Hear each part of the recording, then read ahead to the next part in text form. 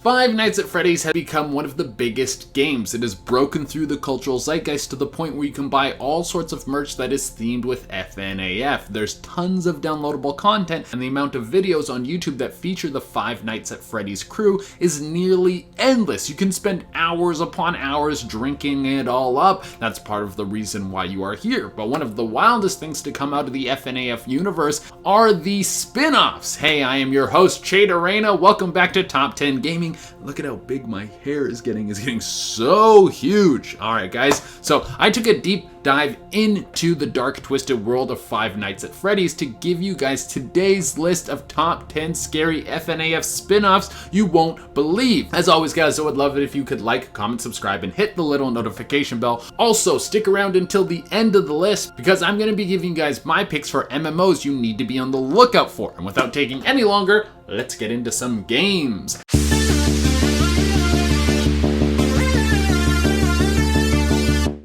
At number 10, we have Fredbear and Friends. If you want to step away from the standard FNAF gameplay but stay in the world, this is a great choice. This takes the game and turns it into a first-person horror adventure where you're trapped in the FNAF restaurant and the animatronics are searching for you and want your blood. While you run and hide to avoid them, you have to go through the world to find objects and passwords in order to solve puzzles and progress through the game, all while not getting spotted and killed. The adventure game style item collection has some Resident Evil vibes, and there's clear inspiration from games like Amnesia: The Dark Descent. If you're into either of those games, this is a great choice for you. At number 9, we have Freddys Fright. Now, was the original Five Nights at Freddy's game not hard enough for you? Did you need something to make it more challenging for you, but you don't want to stray too far from the original game? Then this is perfect. At its core, the game is basically the same system. It has the same graphics as the original FNAF games, but it packs in way more things to do. You have to find codes to punch into a keypad while simultaneously keeping an eye out for the mechanical monsters, and you have way more vents to deal with. This game will send your anxiety through the roof, and to top it off, there's a ton of other stuff. The increased confusion will draw your attention away that much more that the jump scares will get you so good. At number 8, we have Five Nights at McDonald's. Now let's look at a game that's probably going to be taken down for copyright the second McDonald's gets word of it. Five Nights at McDonald's is a game where you play as a McDonald's employee who has to work the night shift at a closed down McDonald's, and there are some animatronics that are laying dormant as long as you're looking at them. Basically, it's the same game as the original Five Nights at Freddy's, but they just use McDonald's characters instead. Now the game is only an alpha, so some of the screenshots and gameplay look like it was made before the original Doom, but I have faith in this one. Now, why did I put it on this list if the game is still so raw, and frankly it might never get finished? Well, it's because if the game is successful, it will have Ronald McDonald in there as one of the creepiest things that can come out and kill you. I think he might be the creepiest mascot of all time.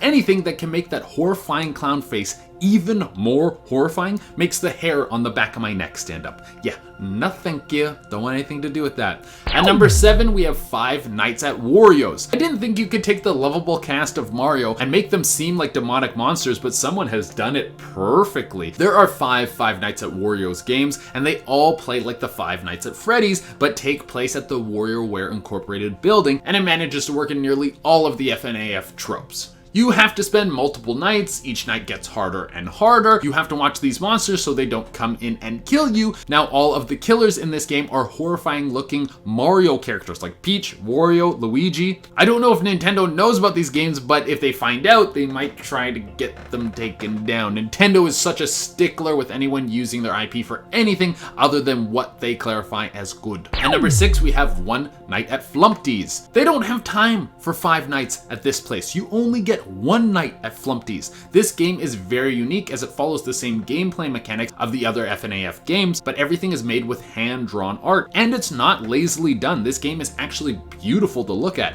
I get some big-time behemoth animation vibes from these guys. Like, you know those guys who made Castle Crashers and Alien Hominid? That's the kind of art style that goes along with this. The main character is Flumpty, who is a Humpty Dumpty style egg, and there's a whole cast of other characters that look cute on the outside, but as they get closer to you, they will start to haunt your dreams. Each one of them becomes more demonic as they close in. The only guy who's like creepy right off the bat is the strange like mole man dude who's sitting on the toilet when you see him. Why on earth was there a camera in the bathroom. That's maybe the creepiest part of this whole thing. At number 5, we have Dormitibus. We just covered a game that decided to crank the number of nights down to 1. Well, what about a game that kicks everything up to 12? That is what Dormitibus is bringing to the table. Each night will be challenging you more and more, but not in the regular FNAF game styles. It won't just be speeding things up. There's a drip feed of new animatronics as the game progresses, and there's even little tapes you can find throughout the game that will give you more information as to what is going on in this specific FNAF universe. The kills in this game are super frightening, and some of the animatronics look even creepier than the original Five Nights at Freddy's game. And on top of all of it, this game is called Dormitibus, which sounds super chilling. It sounds like some sort of spell a demon casts on you so it can eat your heart while you can't move or something. At number 4, we have Insanity. I mean, right off the bat with the name, you know you're in for a freaky time.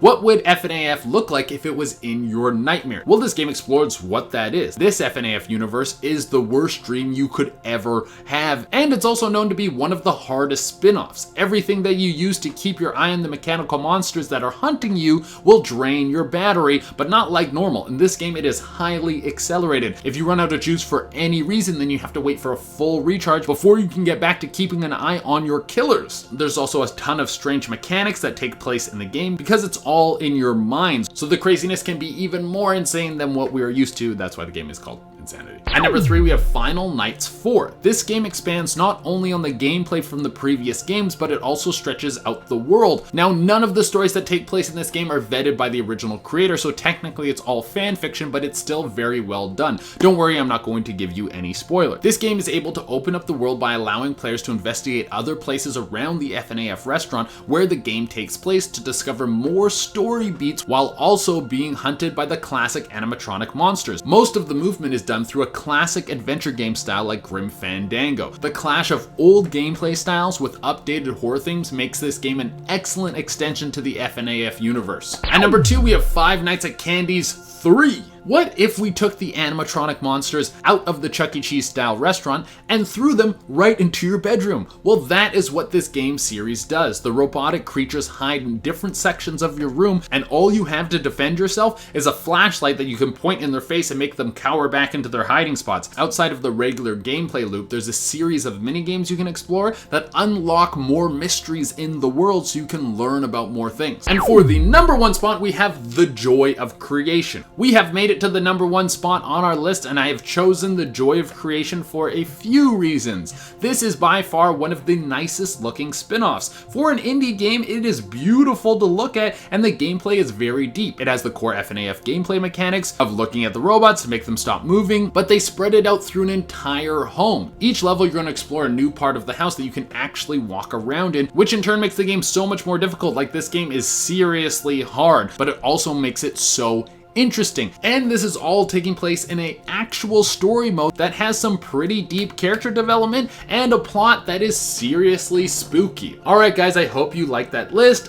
and were surprised with some of the weird Five Nights at Freddy's spin-offs that you can get. As always, I would love it if you guys could like, comment, subscribe, and hit the little notification bell. And as promised, I'm going to close out this video with my pick of some MMOs you guys have to keep an eye out for. The first one you should keep an eye out for is Savarvium. This game is being developed by Vostok Games, which is a fairly small indie developer, so don't expect all the bells and whistles that come along with something like Warzone. That being said, the post-apocalyptic setting in this game and the array of gun mods has made it pretty interesting. I want to see what this game will become. It's in open beta right now, so you can go jump in and check it out, or check out some of the content that has been spilling out all over the internet. My next pick is Population Zero. This game takes some pretty cool survival and building elements from games like Fallout, Rust, and Ark Survival, and then mixes in the ability to take down large monsters for loot like Monster Hunter. The aesthetic of the alien world is very cool. It is a strong atmosphere of being stranded. That being said, you can team up with your friends and work together